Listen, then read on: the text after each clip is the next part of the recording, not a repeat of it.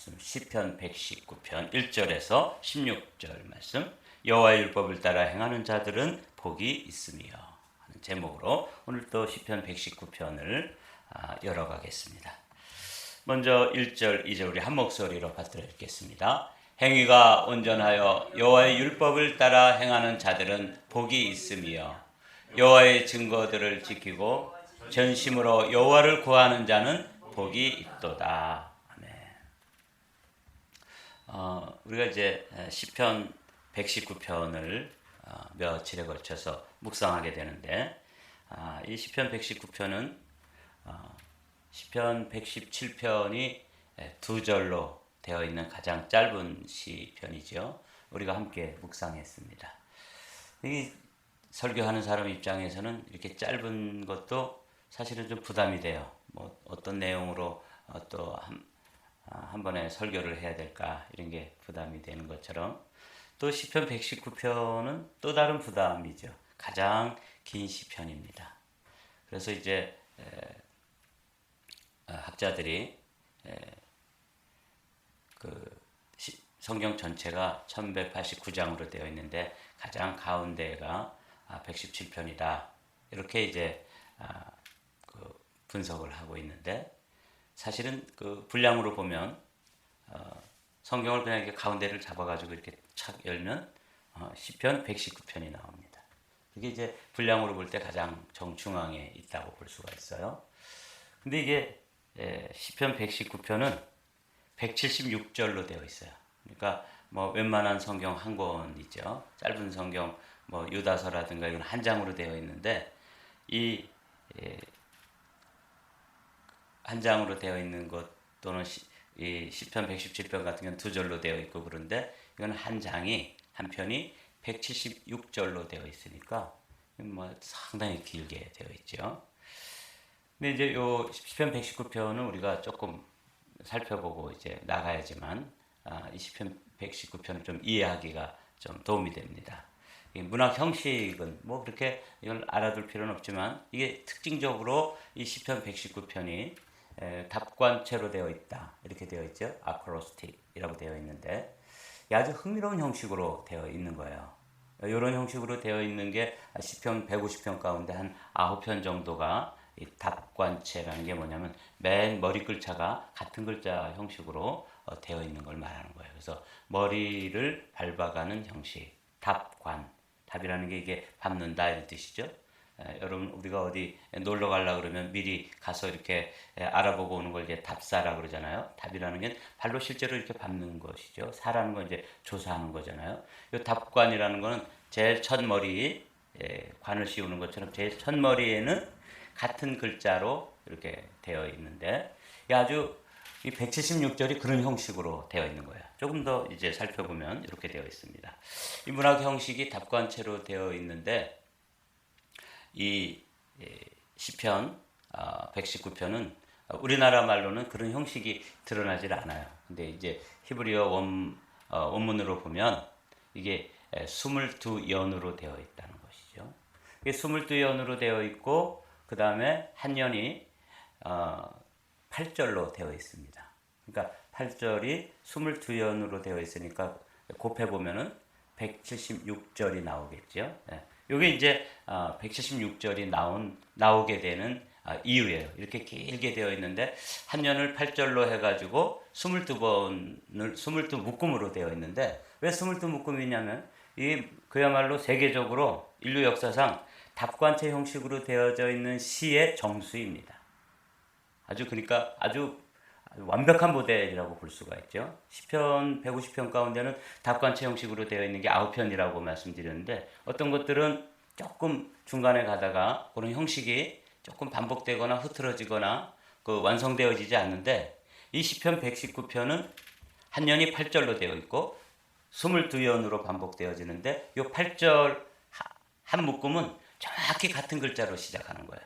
그것도 이 히브리어가 이제 거기 기록해 놓은 것처럼 22개의 자음으로 되어 있는데, 처음에 알파, 알파가 아니죠. 알파는 그 헬라어잖아요. 알렛이라고 되어 있는데, 우리로 얘기하면 가나다 순으로 되어 기억 니은인 순으로 되어 있고 영어로 얘기하면 A, B, C 순으로 되어 있는데 히브리어가 22개의 자음이니까 한 자음마다 8절에 한 묶음의 시로 해가지고 22묶음으로 되어 있는데 그게 아주 잘 지켜지고 있어요. 그러니까 놀라운 시죠. 어떤 시를 쓰는 데는 뭐 그냥 자음만 맞추는 거 이게 어렵죠. 왜냐하면 내용도 수려해야 되고 또 뜻도 전달돼야 되고 또 언어가 압축되어지는 시어로 지어져야 되는데 이 시편 119편은 이렇게 22개의 연으로 반복되어지는데 그게 8개의 절로 되어 있다. 한 년이. 그리고 그 22개는 그러니까 오늘은 1년, 2년 이렇게 이제 2개의 연을 살펴보게 될 텐데 16절까지니까 1절부터 8절까지는 영어로 말하면 A로 시작되는 거예요. 그 다음에 첫 글자가 그렇게 된다는 거죠. 그 다음에 9절부터는 무조건 B로 시작되는 거예요. 그래가지고 22개의 자음이 아주 정확하게 지켜지면서 176절의 시가 기록되어 있으니까 이게 놀라운 시죠. 읽는 사람에게는 좀 지루할 수 있지만 이 시를 기록하는 사람은 얼마나 정교하게 이 시를 구성했는지 알 수가 있어요. 근데 이제 물론 이게 번역을 하는데 이 번역을 해놓았기 때문에 본래의 그 답관체 형식은 이제 무너질 수밖에 없죠. 우리나라 말로 그걸 맞출 수가 없잖아요. 그래서 왜 사람들은 이렇게 22개의 연으로 되어 있는 이 22개의 자음을 다 동원했느냐? 그래서 이제 그건 그냥 해석이죠. 인생의 지혜신데 22개의 자음으로 176절로 하나님의 말씀을 따라 사는 그 사람들을 향해서 모든 상황, 모든 삶에 적용할 수 있는 그들이 동원할 수 있는 22개의 자음을 가지고 176절의 시를 쓰면서 인생의 교훈을 줄 수 있는 모든 상황에 교훈을 줄 수 있는 시를 기록한 것이다. 이렇게 이제 해석을 하고 있어요. 그래서 이제 오늘 첫 번째 1절은 어떻게 시작되냐면 복이 있도다. 이렇게 시작돼요. 시편 1편이 그렇게 시작돼요. 그때 사용된 단어가 영어의 A에 해당하는 히브리어 알렙으로 시작하는데 아시레 이렇게 시작되는 거죠. 복이 있도다. 그래서 시편 1편과 시편 119편이 같은 단어로 시작하고 있는 거죠. 복이 있도다. 한번 오늘 이제 보겠습니다. 우리나라 말은 이제 번역을 하다 보니까 복이 있으며 복이 있도다. 이게 이제 뒤에 나오게 되죠. 그러나 실제로 이 히브리어 원문의 시는 아시레 복이 있도다. 그래서 바르게 인생을 살아가는 그 삶의 첫 번째 단어가 뭐냐면 복이라는 것이죠. 언제도 말씀드렸듯이 우리는 복을 받아야 합니다. 하나님께서 이 세상을 창조해 놓으시고 창세기 1장 27절에 보면 27장 28절에 보면 우리에게 제일 먼저 우리에게 하신 일이 뭐냐면 복을 주어 가라사대 이렇게 시작됩니다. 그러니까 인생은 하나님께로부터 복을 받아야 되는 사람들이죠. 그래서 우리가 말씀드린 것처럼 기복주의 신앙은 아니지만 기복신앙 우리가 최선을 다해서 말씀을 따라가다 보면 여기 복이 있도다 복이 있으며 이런 말씀에 대해서 우리가 귀 기울여야 되는 것이죠. 우리 인생이라고 하는 것은 지혜를 가지고 살아야 되는데 이 히브리의 문학의 지혜 문학인 이 시편 그리고 시편의 가장 큰 분량을 차지하고 있는 이 시편 119편에서는 복에 대해서 말하고 있는 것이죠. 시작도 아시레 복이 있도다 이렇게 시작하는데 다시 한번 읽어보겠습니다. 행위가 온전하여 여호와의 율법을 따라 행하는 자들은 복이 있으며 여호와의 증거들을 지키고 전심으로 여호와를 구하는 자는 복이 있도다. 뭐 특별한 설명이 필요 없어요. 이 시편 119편은 더 놀라운 것은 176절로 되어 있는데 그 매 절마다 율법, 증거, 말씀, 율례 해가지고 한 9가지, 8가지로 반복되어지는 이 말씀들, 율법 제가 이제 파란 하이라이트로 이렇게 청색 하이라이트로 만들어 보았는데 이 말이 176번 반복되어집니다. 그러니까 사실 복이 있는 것은 말씀과 함께 살고 말씀을 따라 살고 말씀을 지키며 살고 말씀을 행하며 사는 것이 복이에요. 그걸 이게 지혜문학이라고 그랬잖아요.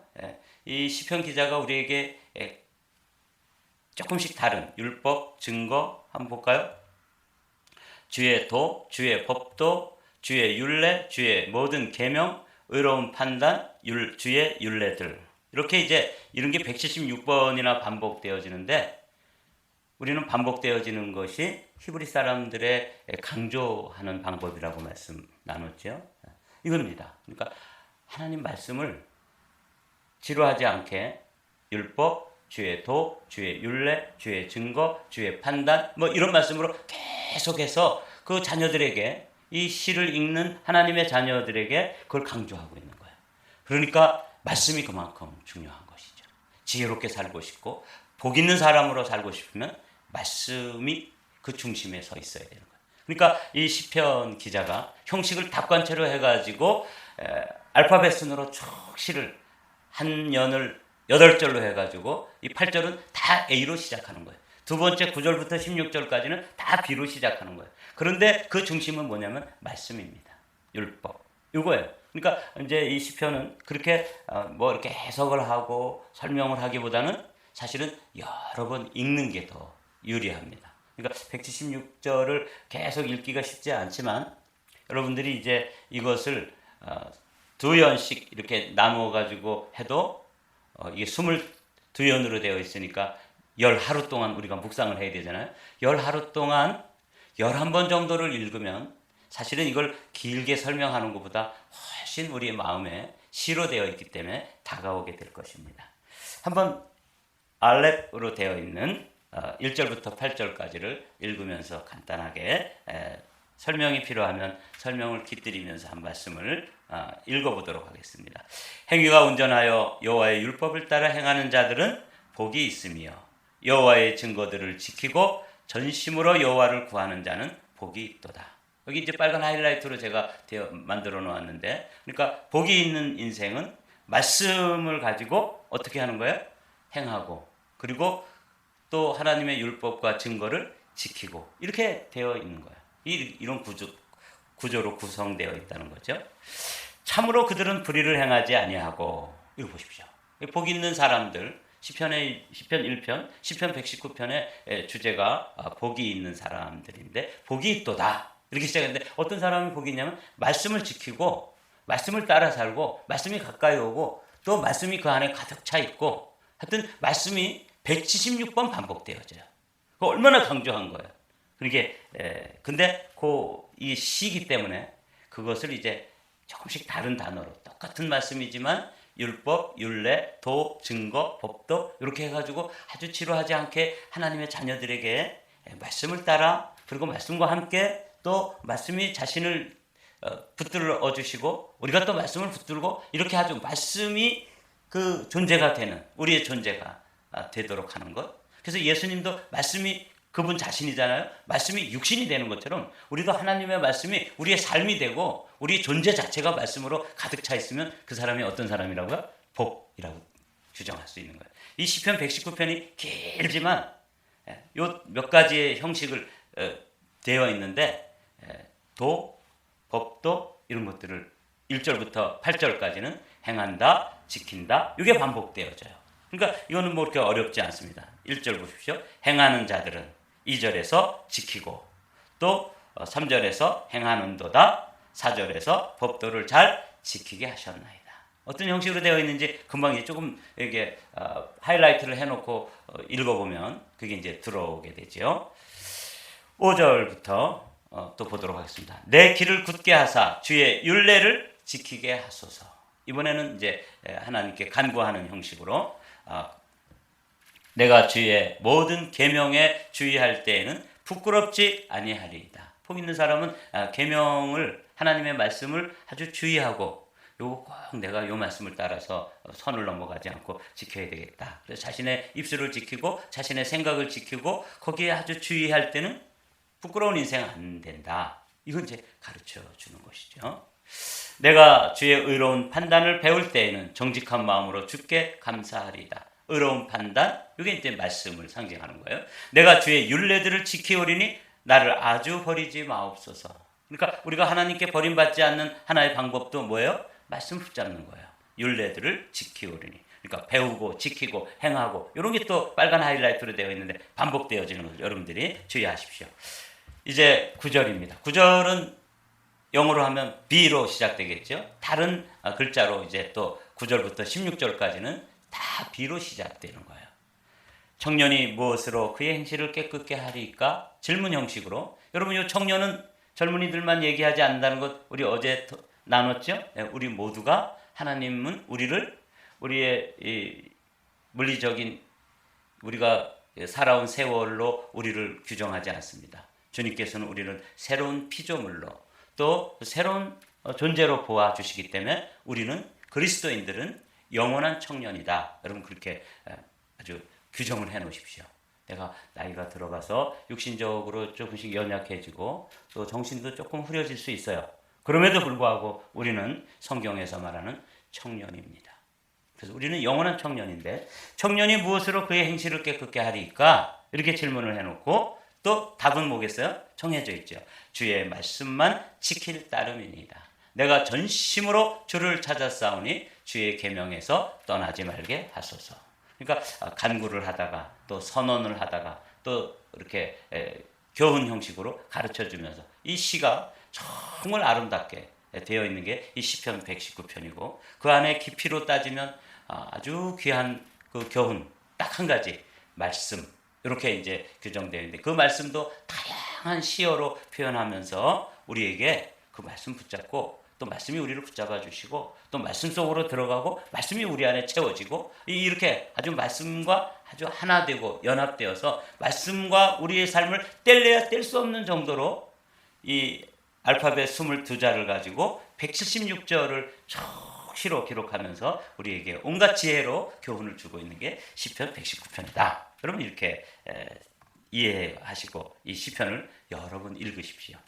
내가 주께 범죄하지 아니하려 하려 주의 말씀을 내 마음에 두었나이다. 그러니까 우리가 자꾸 이렇게 세상을 살아가다 보면 유혹이 있고 또 우리 안에 있는 그 죄성으로 인해 가지고 자꾸 범죄를 하게 되잖아요. 혈기를 낸다든지 또는 음란한 일을 행한다든지 또 재물의 유혹을 받는다든지 인간관계 속에서 누구에게 상처를 준다든지 막 이런 일들을 하게 되는데 이런 일들도 우리가 잘 자신을 지켜가려면 뭐예요? 주의 말씀을 마음에 두고 거기에 이제 주의해야 된다고 지혜를 우리에게 가르쳐 주시는 거죠.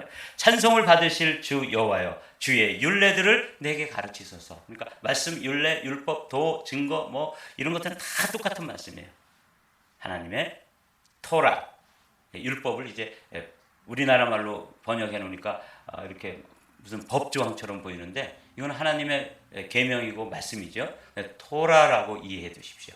이게 다 토라를 다양한 형식으로 다양한 표현을 쓰고 있는 것뿐입니다.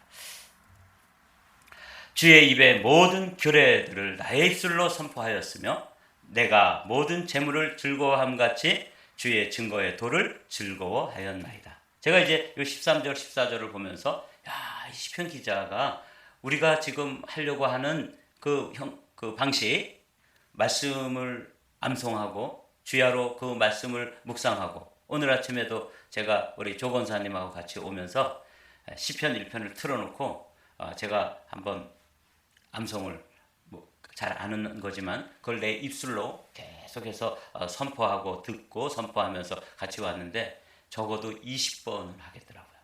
한번 시작해가지고 조 권사님하고 시작해서 쭉 하면서 왔거든요. 한 20번 정도 그것을 반복해서 틀어주는 그 유튜브를 틀어놓고 열심히 반복하면서 왔습니다. 왜 그랬냐면 입술로 선포하는 거죠.